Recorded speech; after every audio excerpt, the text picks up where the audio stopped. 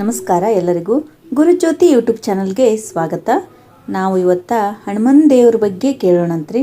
ಹನುಮನ್ ದೇವರು ಅಂದರೆ ಯಾರಿಗಿಷ್ಟ ಇಲ್ರಿ? ಎಲ್ಲ ಊರಲ್ಲೂ ಹಳ್ಳಿಯಲ್ಲೂ ಒಂದು ಗ್ರಾಮ ಎಲ್ಲಿ ಅದ ಅಂದ್ರೆ ಅಲ್ಲಿ ಹನುಮನ್ ದೇವ್ರ ಗುಡಿ ಇದ್ದೇ ಇರ್ತದೆ. ಇನ್ನು ಬೇರೆ ಬೇರೆ ದೇವ್ರ ಗುಡಿಗಳು ಇರ್ತಾವೋ ಇಲ್ಲೋ ಗೊತ್ತಿಲ್ಲ, ಆದ್ರೆ ಹನುಮನ್ ದೇವ್ರ ಗುಡಿ ಮಾತ್ರ ಅಗಶಿ ಒಳಗೆ ಇದ್ದೇ ಇರ್ತದೆ.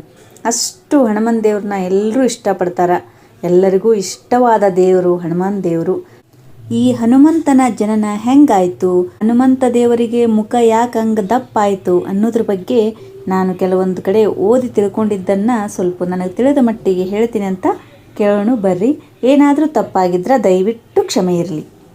ಹನುಮಂತನ ತಾಯಿ ಅಂಜನಾದೇವಿ, ತಂದೆ ಕೇಸರಿ ಅಂತ.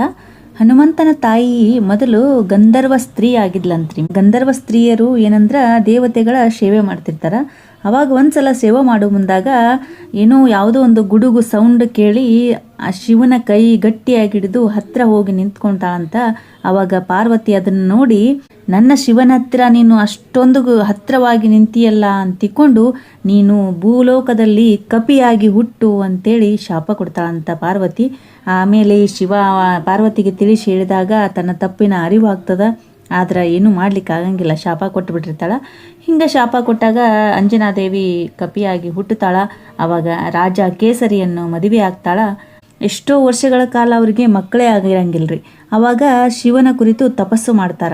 ಇಬ್ಬರು ಗಂಡ ಹೆಂಡತಿ ಕುಳಿತು ಶಿವನನ್ನ ಕುರಿತು ತಪಸ್ಸು ಮಾಡಿದಾಗ ಶಿವ ಅವರಿಗೆ ಪ್ರತ್ಯಕ್ಷ ಆಗಿ ಹೇಳ್ತಾನ, ನನಗಿಂತನೂ ವಾಯುದೇವರನ್ನ ಸ್ಮರಣೆ ಮಾಡ್ರಿ, ನನ್ನ ಅಂಶವನ್ನ ನಿನ್ನ ಗರ್ಭದಲ್ಲಿ ಹಾಕುವ ಶಕ್ತಿ ವಾಯುದೇವರಿಗದ ಅಂಥೇಳಿ ಶಿವ ಹೇಳಿದಾಗ ಆಗ ಅಂಜನಾದೇವಿ ಮತ್ತು ಕೇಸರಿ ವಾಯುದೇವರನ್ನು ಕುರಿತು ತಪಸ್ಸು ಮಾಡ್ತಾರ.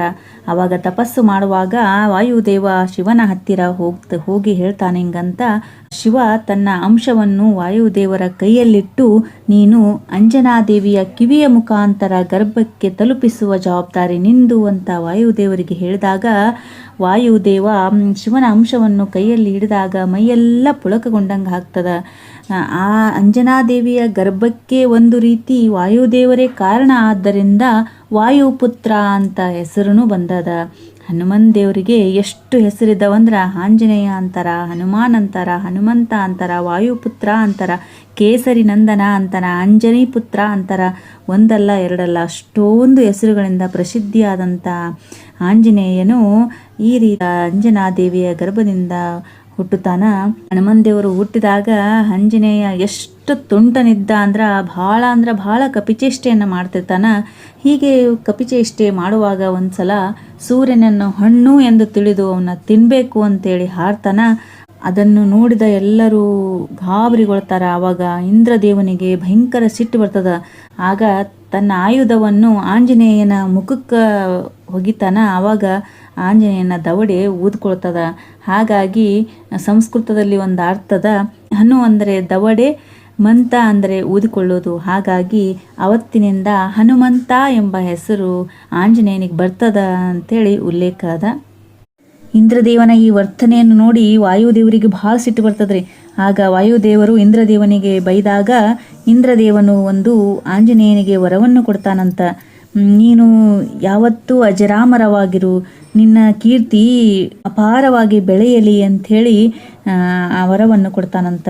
ಅದೇ ರೀತಿ ಹನುಮಂತ ದೇವರನ್ನ ಯಾರು ಪೂಜಿಸದೇ ಇರದೇ ಇಲ್ಲರಿ ಭೂಮಿ ಒಳಗೆ. ಬಜರಂಗ ಬಲಿ ಅಂತಾರ. ಇಂಥ ಬಜರಂಗ ಬಲಿಯನ್ನ ಹಿಂದೂ ಧರ್ಮದ ಶ್ರೇಷ್ಠ ದೇವರಲ್ಲಿ ಒಬ್ಬನೆಂದು ಮತ್ತು ಶ್ರೀರಾಮನ ಕಟ್ಟಾಭಕ್ತನೆಂದು ಪರಿಗಣಿಸ್ತಾರ.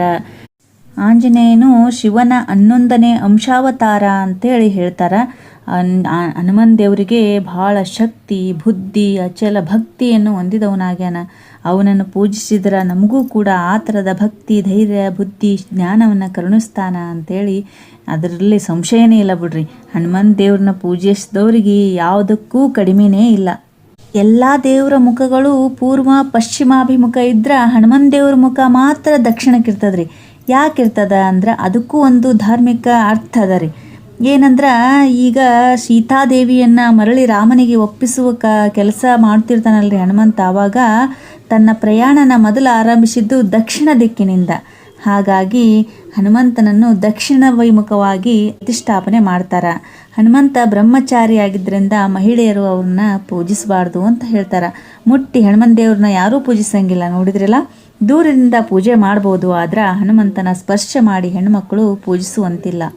ಹನುಮಂತ ತನ್ನೆಲ್ಲ ಶಕ್ತಿಯನ್ನ, ಪ್ರೀತಿಯನ್ನ, ಭಕ್ತಿಯನ್ನ ರಾಮನಿಗೇ ಅರ್ಪಿಸಿರ್ತಾನ್ರಿ. ಬ್ರಹ್ಮಚರ್ಯವನ್ನು ಪಾಲಿಸ್ಕೊಂಡು ರಾಮನ ಸೇವೆ ಒಂದೇ ತನ್ನ ಜೀವನದ ಅಂತಿಮ ಗುರಿ ಅಂಥೇಳಿ ಅಷ್ಟೊಂದು ಭಕ್ತಿಯಿಂದ ರಾಮನನ್ನ ಪೂಜಿಸ್ತಿರ್ತಾನ ಈ ಹನುಮಂತ. ರಾಮಾಯಣದಲ್ಲಿ ಹನುಮಂತನ ಪಾತ್ರ ಬಹಳ ಮುಖ್ಯ ಅದ. ರಾಮ ಹನುಮಂತನಿಗೆ ಸಿಗುವ 2 ದಿನ ಮೊದಲು ಬೆಟ್ಟದಲ್ಲಿ ಆಂಜನೇಯ ತಪಸ್ಸು ಮಾಡ್ಕೊಂಡು ಕೂತಿರ್ತಾನ. ಅವಾಗ ರಾಮ ಲಕ್ಷ್ಮಣರು ಇಬ್ಬರು ಬರುವಾಗ ಆಗ ರಾಮ ಲಕ್ಷ್ಮಣನಿಗೆ ಹೇಳ್ತಾನಂತ, ಲಕ್ಷ್ಮಣ, ನನ್ನ ಗೆಳೆಯನ ಭೇಟಿಯಾಗುವ ಲಕ್ಷಣಗಳು ನನಗೆ ಕಾಣಿಸ್ಲಿಕ್ಕತ್ಯಾವ ಅಂತ ಹೇಳಿದಾಗ ರಾಮ ಎದುರಿಗಿದ್ದ ಕಲ್ಬಂಡೆಯನ್ನು ಎಚ್ಚರಿಸಿ ಆಂಜನೇಯನನ್ನು ಎಬ್ಬಿಸ್ತಾನ. ಇಬ್ಬರು ಪರಸ್ಪರ ನೋಡಿ ರಾಮಾಂಜನೇಯ ಎಂಬ 2 ನದಿಗಳು ಕೂಡಿ ಒಂದಾಗಿ ಮುಂದುವರಿದಂತೆ ಆಯಿತು. ರಾಮ ಮೊದಲ ನೋಟದಲ್ಲೇ ಆಂಜನೇಯನ ಹಿರಿಮೆಯನ್ನು ತಿಳಿತಾನ. ಅವನ ಶುದ್ಧವಾದ ಮಾತು, ಮಿತ ಭಾಷೆ, ಶಾಂತ ಸ್ವಭಾವ, ಬ್ರಹ್ಮಚರ್ಯದ ತೇಜಸ್ಸನ್ನು ಕಂಡು ರಾಮನಿಗೆ ಅಚ್ಚರಿ ಆಗ್ತದ. ಆಂಜನೇಯನೇ ರಾಮನಿಗೆ ನಿಷ್ಕಿಂತೆಯನ್ನು ಪರಿಚಯಿಸಿ ರಾಮ ಸುಗ್ರೀವರಿಗೆ ಸತ್ಯ ಉಂಟಾಗುವಂತೆ ಮಾಡ್ತಾನ. ಸೀತಾನ್ವೇಷಣೆ ಎಂಬುದು ಆಂಜನೇಯನ ಬಹುಮುಖ್ಯ ಸಾಹಸಗಳಲ್ಲಿ ಒಂದಾಗ್ತದ್ರಿ. ಸುಗ್ರೀವನ ಸೈನ್ಯದಲ್ಲಿ ಉಳಿದೆಲ್ಲ ವೀರರಿರ್ತಾರ, ಆದ್ರೆ ಎಲ್ಲ ಶಕ್ತಿನೂ ಒಂದೇ ಆಗಿದ್ರ ಆಂಜನೇಯನ ಶಕ್ತಿ ಮಾತ್ರ ಒಂದು ತೂಕ ಆಗಿರ್ತದ. ಅಷ್ಟೊಂದು ಶಕ್ತಿವಂತನಾಗಿರ್ತಾನ ಈ ಹನುಮಂತ. ರಾಮಾಯಣ ದರ್ಶನದಲ್ಲಿ ಈ ಭಾಗ ಬಹಳ ಸುಂದರವಾಗಿ ಬರ್ತದ್ರಿ. ಸುಗ್ರೀವ ಆಂಜನೇಯನಿಗೆ ಹೇಳ್ತಾನಂತ, ನೀನು ನಮ್ಮ ಕುಲದ ಕಣ್ಣು, ಸಾಹಸದ ಧೈರ್ಯ, ಎಲ್ಲವೂ ವಾಯುಪುತ್ರನಾದ್ದರಿಂದ ನೀನು ಚಲಿಸದ ಪ್ರದೇಶವೇ ಇಲ್ಲ. 3 ಲೋಕಗಳಲ್ಲಿ ನಿನಗೆ ಬುದ್ಧಿಯಲ್ಲೂ ಬಲದಲ್ಲೂ ಸಮಾನರಿಲ್ಲ ಅಂತೇಳಿ ಕೊಂಡಾಡಿ ಸೀತಾನ್ವೇಷಣೆಗೆ ಕಳಿಸ್ತಾರಂತ. ಸೀತಾದೇವಿಯನ್ನು ಅಪಹರಿಸಿ ಲಂಕೆಯೊಳಗಿಟ್ಟಾರ, ಬಚ್ಚಿಟ್ಟಾರ ಅಂತ ಸುದ್ದಿ ಕೇಳಿ ಲಂಕೆಗೆ ಯಾರು ಹೋಗ್ತಾರ ಎಂಬ ಪ್ರಶ್ನೆ ಬಂದಾಗ ಜಾಂಬುವಂತ ಈ ಮಹಾಕಾರ್ಯಕ್ಕೆ ಆಂಜನೇಯನೇ ಸರಿಯಾದ ವ್ಯಕ್ತಿ, ಸಮರ್ಥ ಅವನೇ ಇದ್ದಾನ ಅಂತೇಳಿ ಹೇಳಿದಾಗ ಆಂಜನೇಯ ಗಾಬರಿಗೊಳ್ತಾನ. ನನ್ನ ಕೈಲಿ ಆಗಂಗಿಲ್ಲ ಅಂತ ಹೇಳ್ತಾನ. ಆವಾಗ ಜಾಂಬುವಂತ ಆಂಜನೇಯನಲ್ಲಿರುವ ಶಕ್ತಿಯನ್ನು ತಿಳಿಸಿ ಹೇಳಿದಾಗ ಒಪ್ಕೋತಾನ ಆಂಜನೇಯ ಸಮುದ್ರ ಲಂಘನವನ್ನು ಮಾಡುವ ಸನ್ನಿವೇಶ ಬಹಳ ಸುಂದರ ಆಗ್ಯದ್ರಿ.